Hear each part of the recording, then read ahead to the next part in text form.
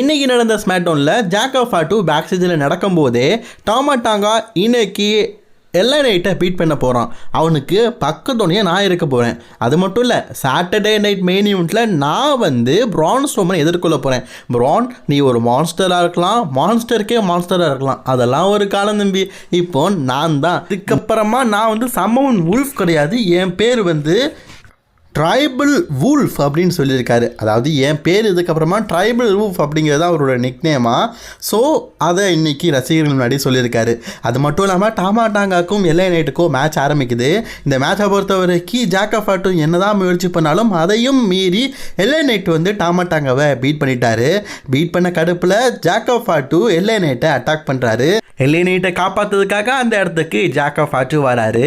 Jack ஆஃப் ஆர் 2 Braun Strowman ரெண்டு பேரும் ஒருத்தருக்கு ஒருத்தர் சண்டை போடலை. ரெண்டு பேரும் ரிங்கில் இருக்கும்போது பிரான் ஸ்ட்ரோமன் ஜாக் ஆஃப் ஆர் 2 வெளியே தள்ளிட்டாரு.